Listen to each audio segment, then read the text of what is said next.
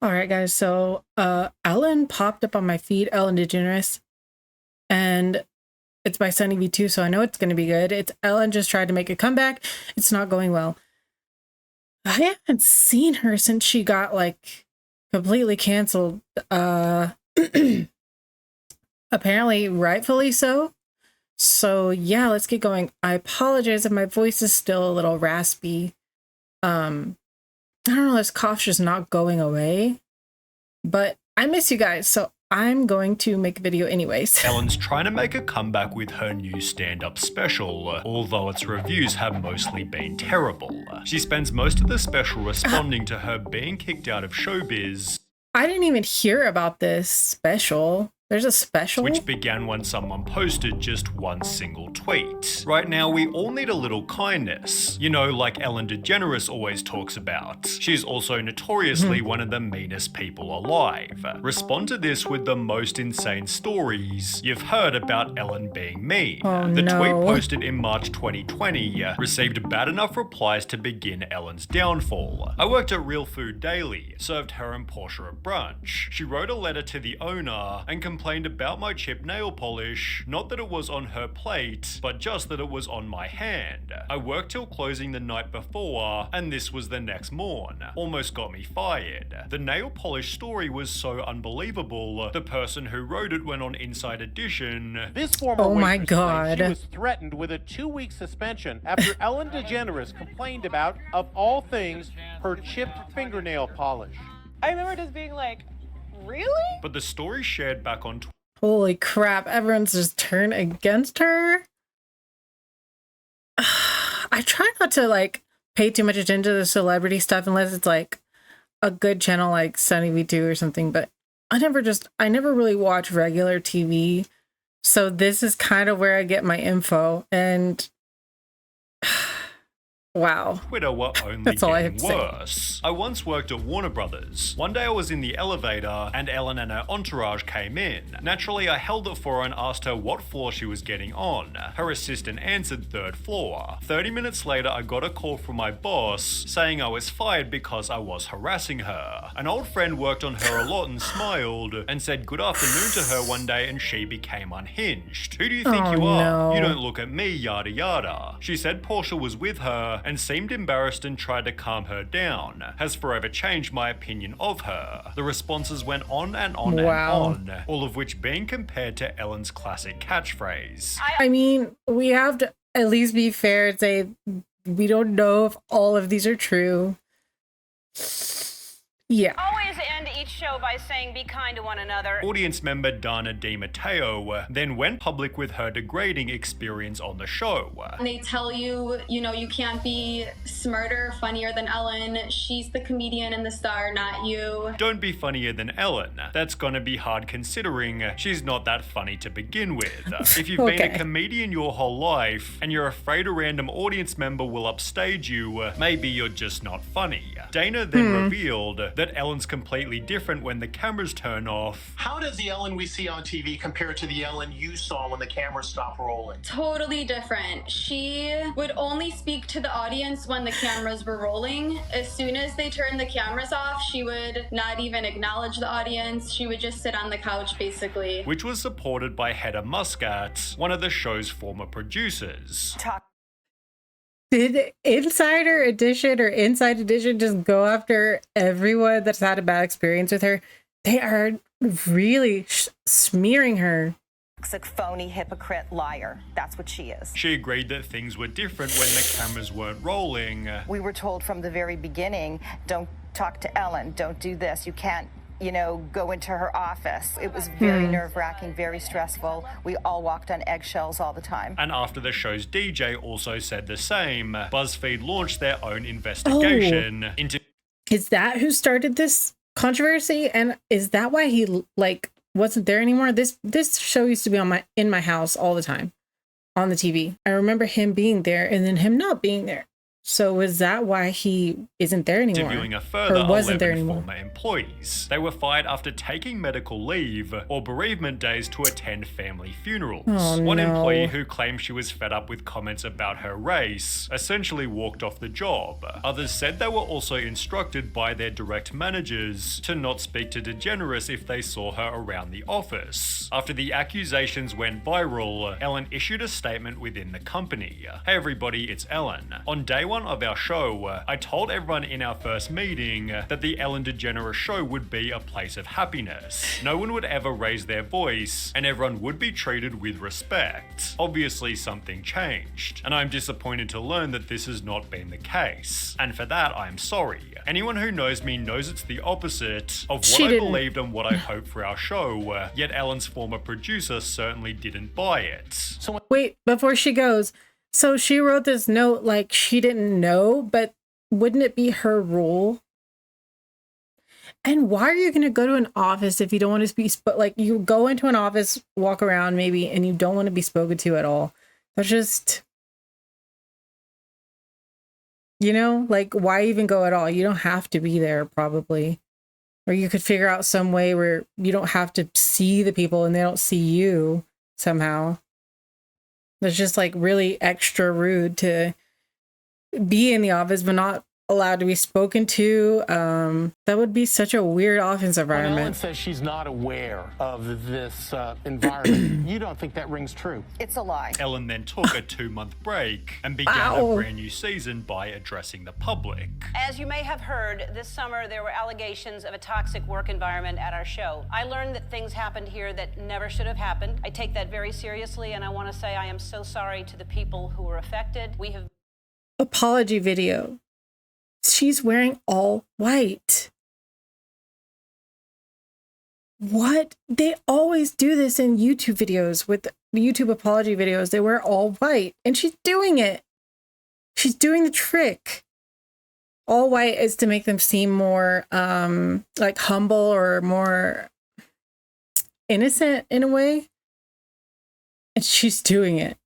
made the necessary changes, and today we are starting a new chapter. She'd then make the promise, and I'm committed to making this the best season that we have ever had. Although the ratings said the opposite, because only 6 months later, the New York Times published Ellen DeGeneres loses 1 million viewers after apologies for toxic workplace. It explained that Ellen had been averaging 1.5 million viewers over the last 6 months, down from 2.6 million in the same period last year. The show's loss of more than 1 million viewers translates to a 43% decline, representing a steeper drop than any of its competitors. As a result, Ellen made the announcement, I am announcing that next season, season 19, is going to be my last season. Adding in the Hollywood Reporter. Wait, so she made it to season 19 after 17 going down so far?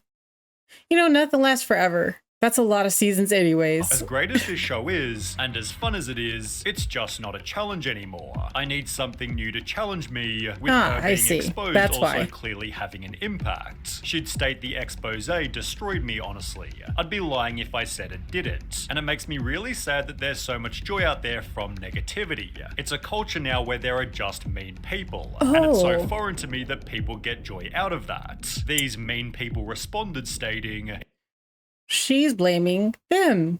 Wow, typical. even without the controversy, the show hasn't been fun and genuine for years. It may have never been, but at least it seemed like it. But Ellen is tired of it all, and she's lousy at hiding it now. No more dancing by her, no monologue half the time, bad jokes that are dragged out way too long, tons of old show clips, tons of self-promotion, and a guest host every Friday. These elements led to an average final season, which Ellen concluded by crying with her audience. She then mentioned the possibility of returning to acting, but instead made a documentary titled Saving the Gorillas: Ellen's Next Adventure.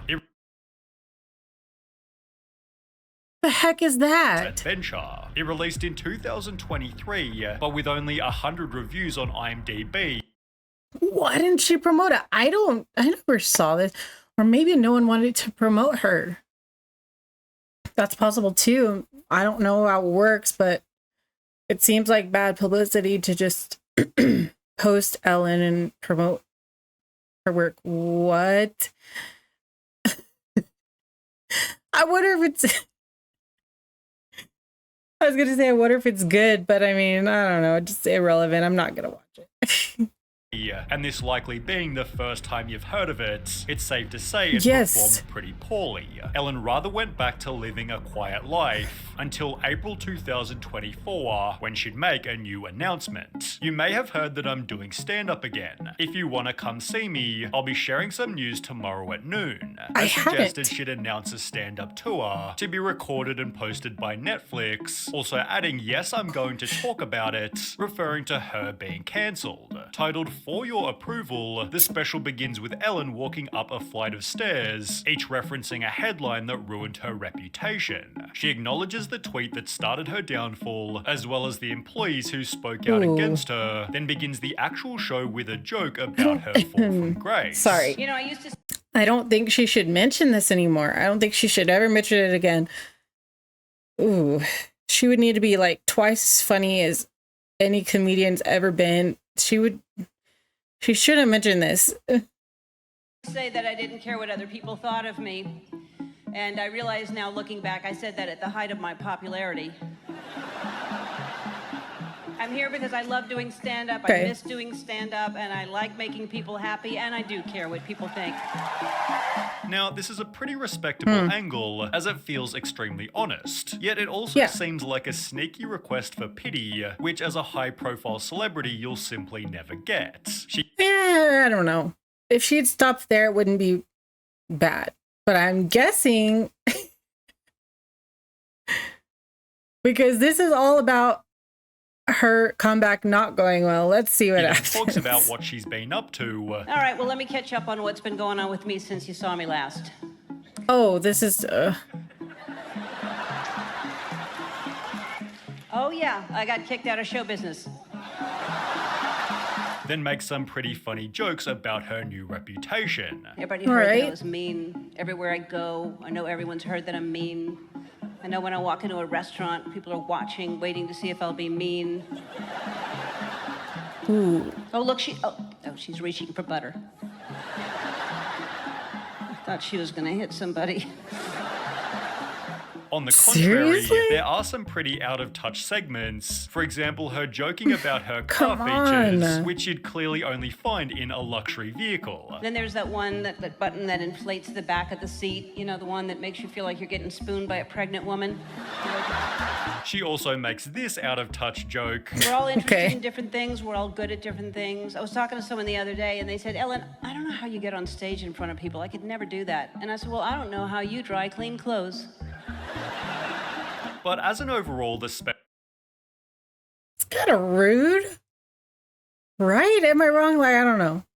I like comedy. It's great, and I get it. Like, I enjoy this. So it's not like I'm just being picky. It's kind of rude.